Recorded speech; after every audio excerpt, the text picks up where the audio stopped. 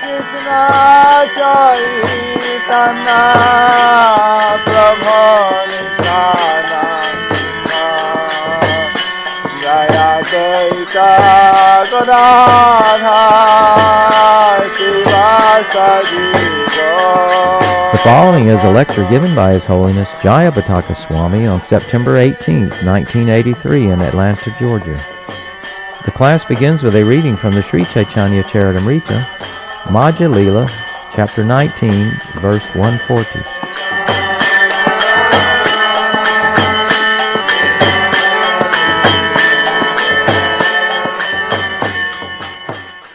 Jaya Jaya Sri Caitanya Jaya Nityananda. Jaya Jaya Sri Caitanya Jaya Nityananda. Jaya Beta Chandra Jaya Gaura Bhakta Vrinda. Jaya Beta Chandra Jaya Gaura Bhakta Vrinda. Jaya Jaya Sri Caitanya Jaya Nityananda. Jaya Jaya Sri Caitanya Jaya Nityananda. Beta Chandra Jaya Gaura Bhakta Vrinda. Jaya Beta Chandra Jaya Gaura Bhakta Vrinda. Shri Krishna Caitanya Prabhu Nityananda Jayadvaita Gadadhara Srivasadi Gaura Bhakta Vrinda. Namo Vishnu Padaya Krishna Prasthaya Bhutale Srimate Bhakti Vedanta Swamini Namine.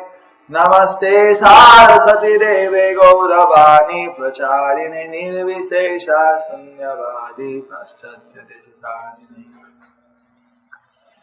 Hare Krishna Krishna Krishna Hare Hare Hare Rama Rama Rama Hare Hare. Mukha Karoti Vacharam Pangudam Gayate Giringati Padmaham Bande Sri Gurun Ninasarinam. Text 140, chapter 19, Madhya Līlā. This is a quote from the Srimad Bhagavatam commentary. Keshagra sadabhagasya satangsa sadrishatmaka jiva sukshma swarupoyam sankyatito hi chitkana. Translation. If we divide the tip of a hair into 100 parts and then take one of these parts and divide it again into 100 parts, that very fine division is the size of but one of the numberless living entities. They are all chitkona, particles of spirit, not matter. Translation. If we divide the tip of a hair into 100 parts, then take one of these parts, and divide it again, into 100 parts. That very fine division, the size of but one of the numberless living entities. They are all chitkona, particles of spirit, not matter. Report by Prabhupada. This is quoted from the commentary on the portion of Srimad Bhagavatam wherein the Vedas personified offer their obeisances unto the Supreme Personality of Godhead. This is confirmed in Bhagavad Gita 15:7. Mamavai vamso jiva loke jiva bhuta sanatana. Living entities in this conditional world are my eternal fragmental parts. Lord Shri Krishna personally identifies himself with the minute living entities. Lord Krishna is the Supreme Spirit, the Super Soul, and the living entities are his very minute parts and parcels. Of course, we cannot divide the tip of a hair into such fine particles. But spiritually, such small particles can exist. Spiritual strength is so powerful that a mere atomic portion of spirit can be the biggest brain in the material world. The same spirit spark is within an ant and within the body of Brahma. According to his karma, material activities, the spiritual spark attains a certain type of body. Material activities are carried out in goodness, passion, and ignorance, or a combination of these. According to the mixture of the modes of material nature, the living entity is awarded a particular type of body. This is the conclusion. There's another similar verse quoted here. Balagra satavagasya satatha kalpitasya cha bhago jiva savigneya iti cha aparasruti. Translation. If we divide the tip of a hair into 100 parts, and then take one part and divide this into another 100 parts, that 10,000 part is the dimension of a living entity. This is the verdict of the chief Vedic mantras. Purport. The first three padas of this verse from the Panchadasi Chitra Deepa 81 are taken from the Svetaswata Upanishad 5.9.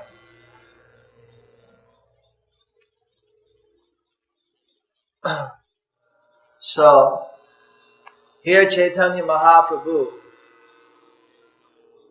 is explaining to Rupa Goswami not only that there is a soul in the body, but the dimension of that soul.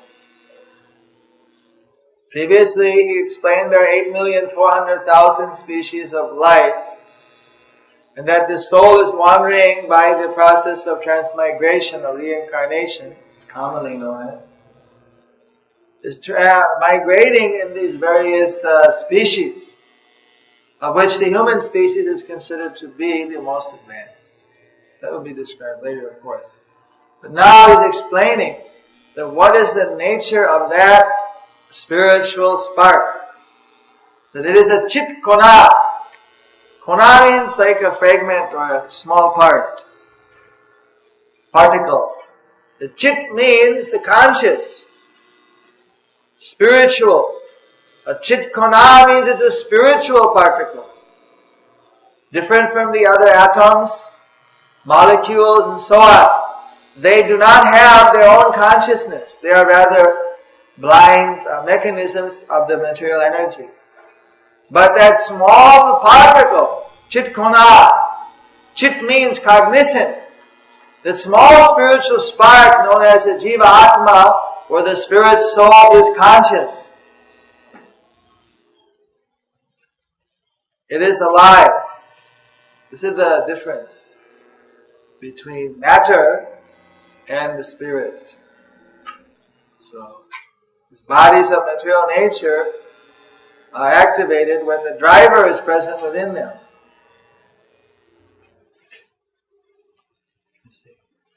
There are so many science fiction stories about computers coming to life.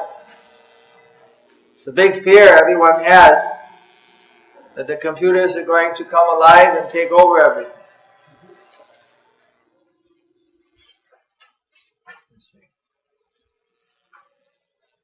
The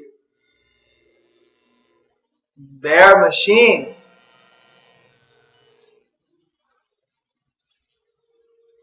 of this material nature, in whatever form, cannot have actual consciousness without the initiative of a spirit soul. Even the computer itself is programmed by a living person. So, similarly, in this whole material world, even though we do not see Krishna now, he originally initiated the activities.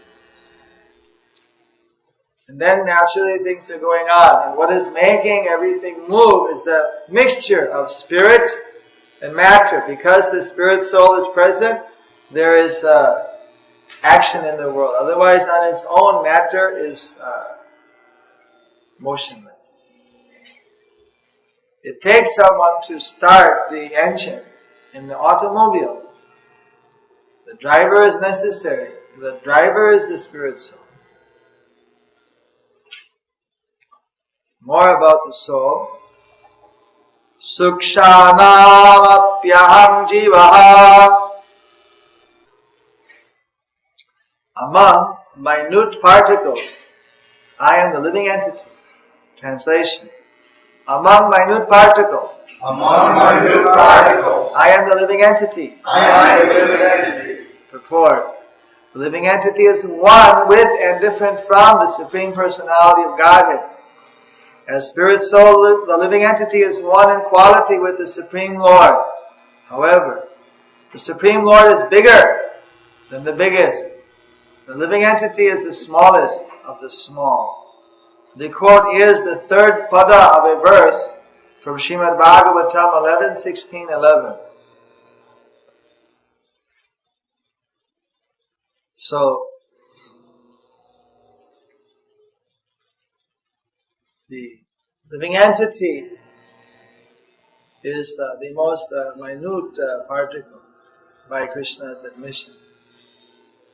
Therefore, the spirit soul can enter into a body, or even into the minute ovum, or seed, or original seed state of the human bodies or other forms of bodies, plant, fish, whatever it may be, can enter right in there because it is so minute. The most minute particle. There's no problem to enter in. We can walk in, if you look from a distance at a forest, it appears to be one solid wall. But when you get close, you find there's quite some distance between each tree you can walk through. Similarly, the spirit soul is able to enter through. It even appears to be a wall of atoms because it is so minute.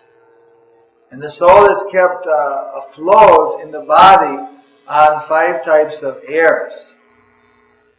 The Astanga or Eightfold Mystic Yoga system is the system through breathing exercises and meditation, finally samadhi, of controlling those airs and moving the spirit soul to different chakras or spiritual power centers in the body. This is a mechanical system. You see, the process of bhakti yoga is an automatic system based upon elevating the consciousness surrounding the soul until the pure consciousness of the spirit soul is visible and manifested.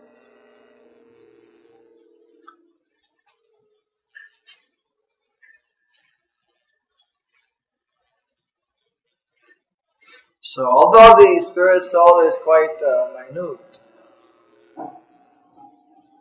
but the spirit has its unique position. One time Srila Prabhupada explained, what is the meaning of a king or a president if he doesn't have any citizens?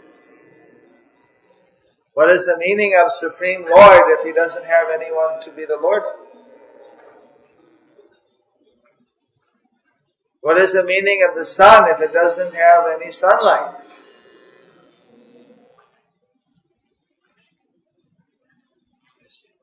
But sun is one, and the sunlight particles are unlimited, practically speaking. Yet, each one has its particle. There has to also be particles of sunlight. Otherwise, the sun doesn't have any meaning. It's not complete, in a sense. So, Krishna expands himself, thus although he is complete in himself, by expanding himself into so many minute living entities, each of them being a person, each of them having a similar qualities to Krishna only in a minute quantity. Thus Krishna has expanded his whole activities in a most wonderful way. And we should, each one of us, feel that although we may be a very small particle, that relationship with Krishna is indeed unique, it is valuable, and that is most important.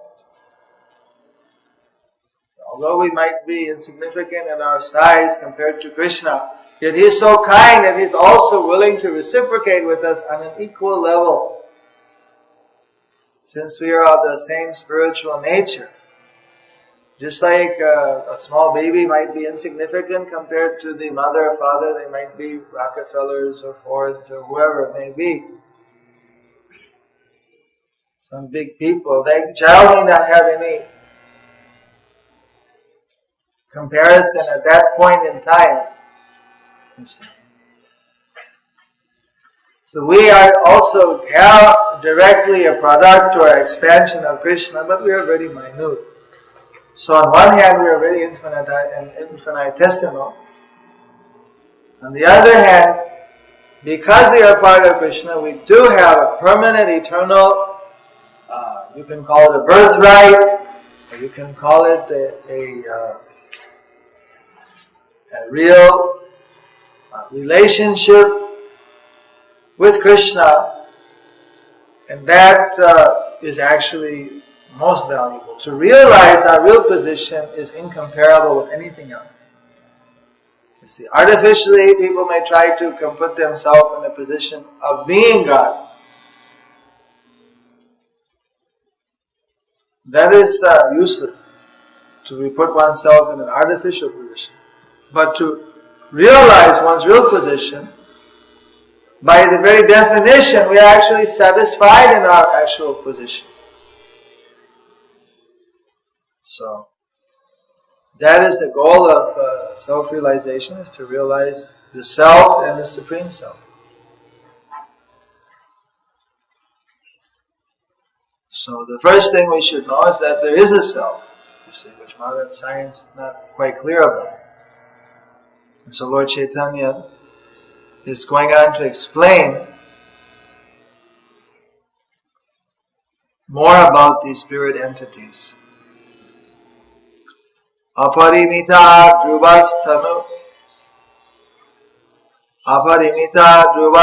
beto yadi sarvagatas tadhi nasasyate diniyamodruvanetarata ajanichayanamoyam tadavimuccha nirantri bhavet sarmam anujanatang yat amatang mata dushtataya.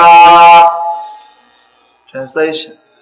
O Lord, although the living entities who have accepted material bodies are spiritual and unlimited in number, if they were all pervading, there would be no question of their being under your control.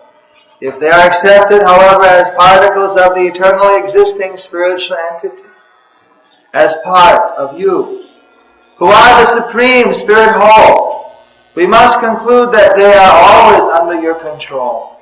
If the living entities are simply satisfied with being identical with you as spiritual particles, then they will be happy being controllers of so many things. The conclusion that the living entities and the Supreme Personality of Godhead are one and the same is a faulty conclusion.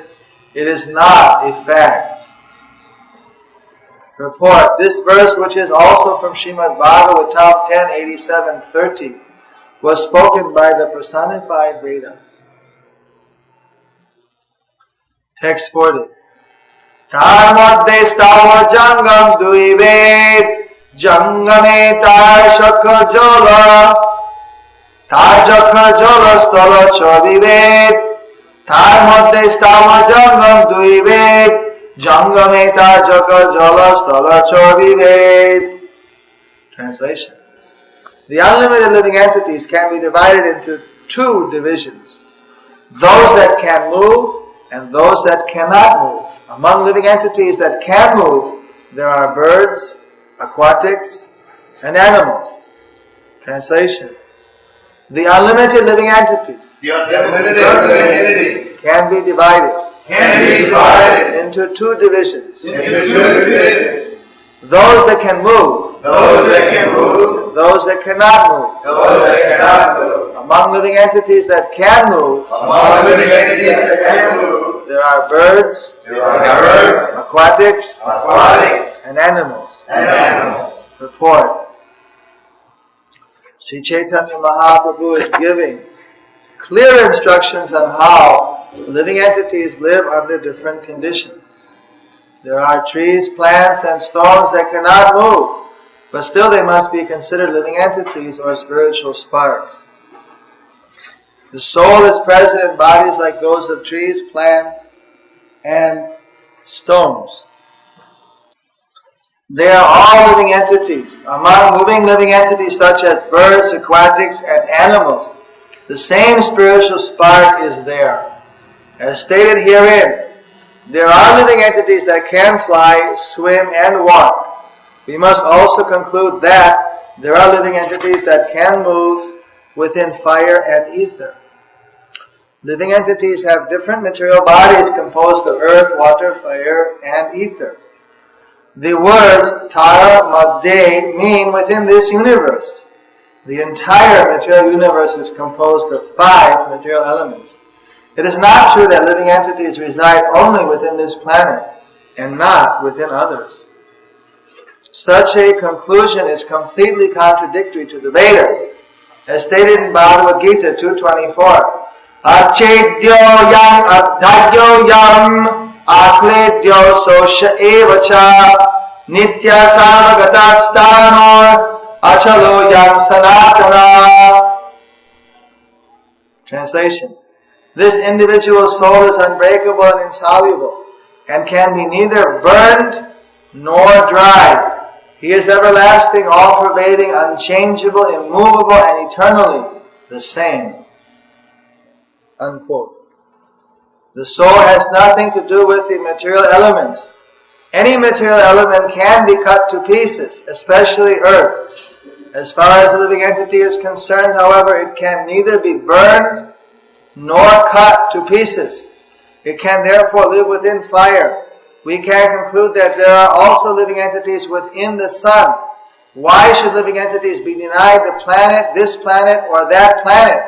According to the Vedas, the living entities can live anywhere and everywhere. On land, in water, in air, and in fire. Whatever the condition, the living entity is unchangeable, stanu. From the statements of Sri Caitanya Mahaprabhu and Bhagavad Gita, we are to conclude that living entities are everywhere throughout the universes. They are distributed as trees, plants, aquatics, birds, human beings, and so on. Thus in the purport to text 144. So, the soul is not having anything to do with the material elements. Because it can't be burned, can't be destroyed, that means it can live in any circumstance. Therefore, if a body is created suitable to live in fire, the soul could live there because the soul will not be destroyed by fire or by anything. Nowadays, people are very attracted to Superman, number 1, 2, and 3. Right. But actually, even Superman has his weaknesses according to the concoction of the writer. You see, but the living entity doesn't have any weakness in terms of destructibility. It's indestructible. So, when we achieve our pure Krishna consciousness, then we come to the platform of realizing the self. That is actually what we're hankering for. Nobody wants to die. No one wants to go through the changes of material life. And until we come to the platform of God realization, self-realization, then we're always going to be subjected to the various conditions of the material world. Once you realize that we're not this body, even materially, when we theoretically, even when we realize that we are the spirit soul in a general way, then immediately we become relieved from so many material miseries and so many material anxieties. That is the first step in actually becoming self-realized. Someone who at least thoroughly, theoretically understands, whether practically realized, but thoroughly understand or not, thoroughly understands and accepts the fact that he's not the body, he's a spirit soul, and as she is acting accordingly. So, today being the appearance day of Brahmana Dev, last night we discussed regarding Brahmana Dev, also today is the appearance of Jayadeva. So Jayadev, of course, was a great devotee of Lord Krishna. He wrote the Gita Govinda, which was read by Caitanya Mahaprabhu in Jagannath Puri during his stay there. One of the very intimate books on the pastimes of Lord Chaitanya, on the Lord Krishna, excuse me. And Jayadeva, anyone know where Jayadeva was born?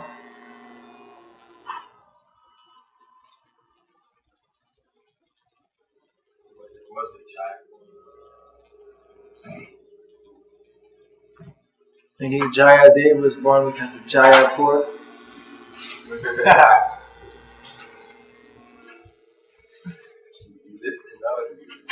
He was born in Navadvip.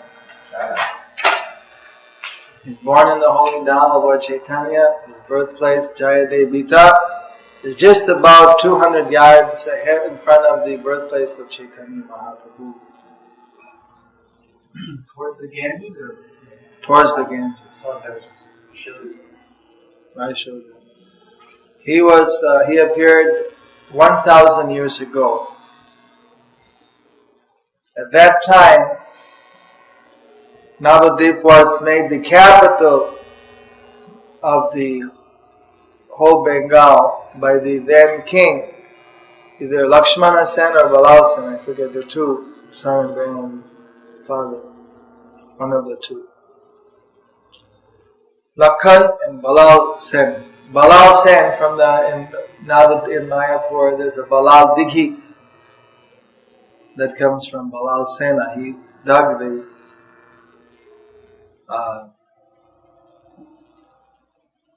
big lake there. Many pastimes. So Jayadev, he was residing in Navadvip, and the king wanted that he would become one of the ministers or something, because he was the greatest poet. He was very proud that the greatest poet was living in his kingdom.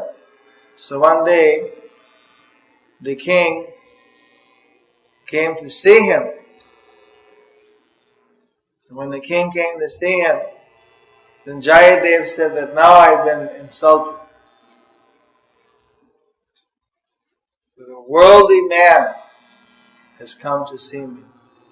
How can I live here? He says, now I'm going to leave this city of Navadvip. I'm not going to remain here any longer. I don't want anything to do with materialistic people. It's against the principle of Vaishnavism to associate with materialistic people like kings and other people in the mode of passion and ignorance.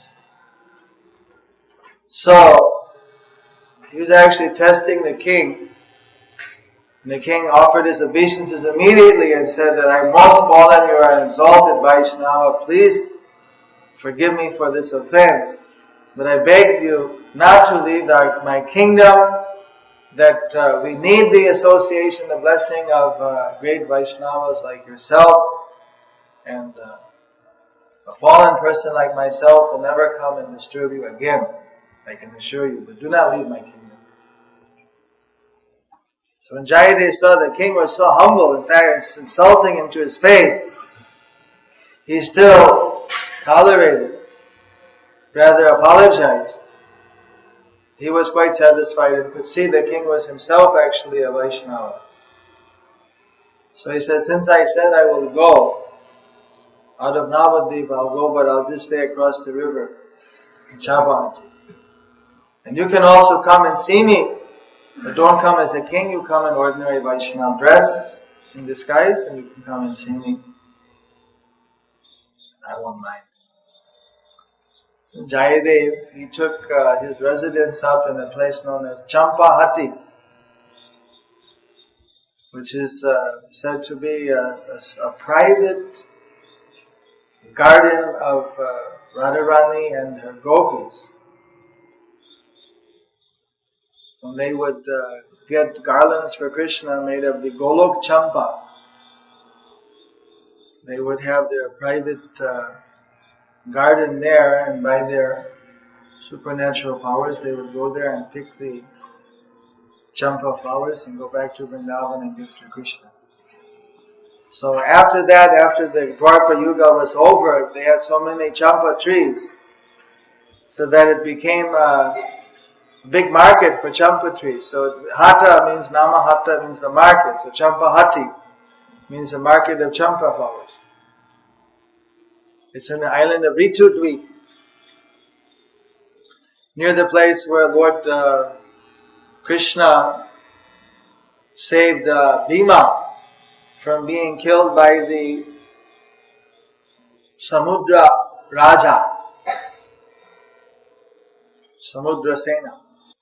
There, Jayadev was able to have the darshan of Lord Caitanya and his form of Radha as Radha Krishna.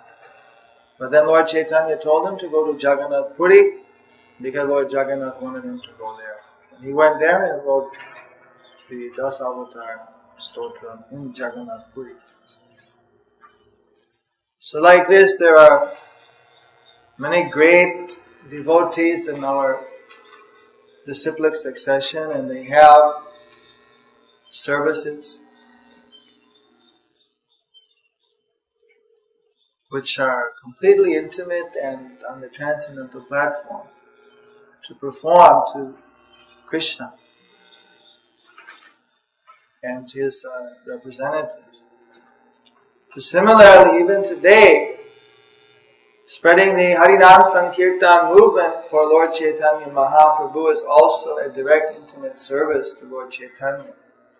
Prabhupada very clearly states that those who are serving Lord Chaitanya by the Harinam Sankirtan, congregational chanting of the holy names and preaching the glories of Lord Krishna, they are actually performing a direct personal service to the Lord.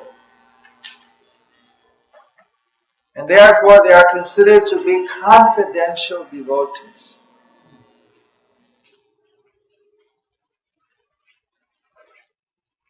So today we can request and beg for the blessings of Vamana Deva.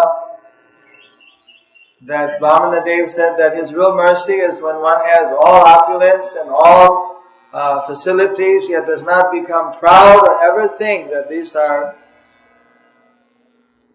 due to one's own previous activities. And by his mercy one is able to remain ever surrendered at his lotus feet. Similarly, Jayadev, by his blessing we can understand the inner significance of worshipping Krishna in his most sublime form. So we are always hankering for their mercy, today especially on the occasion of their appearance.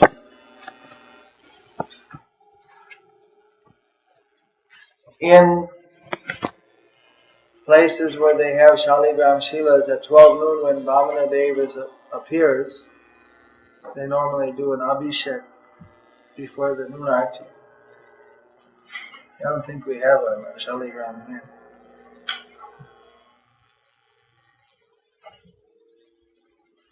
I guess it doesn't apply. You could probably eat an Abhishek. We have small little deities. If somebody wanted to do such a puja, they could. Because today is Dwadasi, so we fast yesterday and Ekadasi. Dwadasi, you're not to fast, you're only to feast. Jai Vamana Deva ki Jai! Jai Deva Goswami ki Jai! Jai Shri Caitanya Mahaprabhu ki Jai! Jai Srila Prabhupada ki Jai! Srila Prabhupada ki Jai! Yes? Yes, Srila Prabhupada. You said Jai Goswami appeared 1,000 years ago. Yes? He was requested by Lord Chaitanya. That was not an ordinary vision. That was a vision. Yeah, especially you can see Lord Chaitanya today. It wasn't during Lord Chaitanya's pastimes, but he was worshipping intensely Lord Chaitanya, and he got Special darshan. Extraordinary. I just wonder how long he lived. He didn't live that long.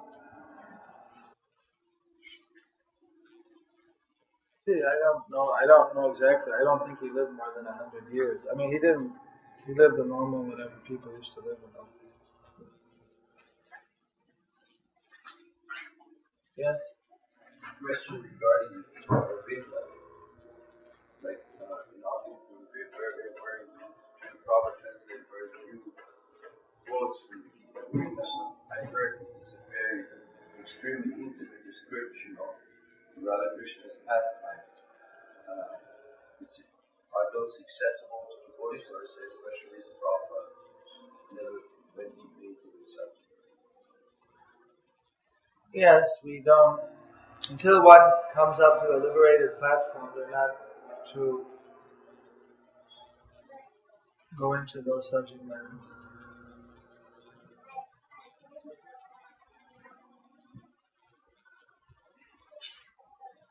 Lord Chaitanya wouldn't discuss Gita Govinda and similar intimate pastimes of Krishna, even the 10th canto Bhagavatam, in the company of ordinary devotees.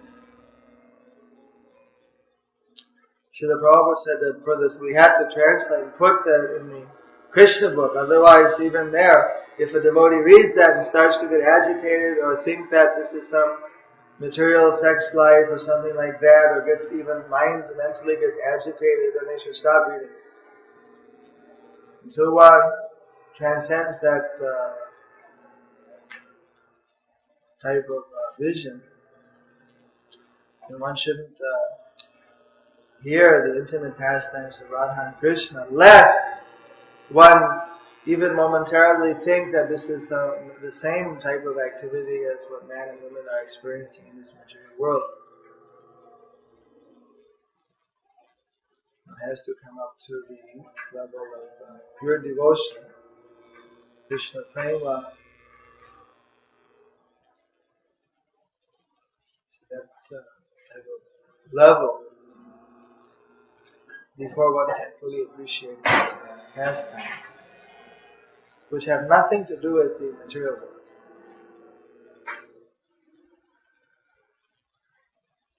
Apart from the Jai Jagadish Hari, I believe Prabhupada requested the other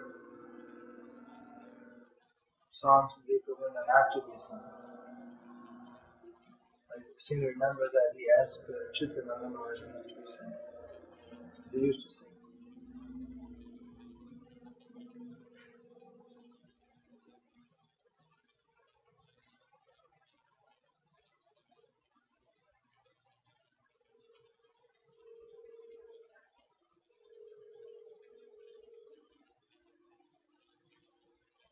¿Qué más? Anything else?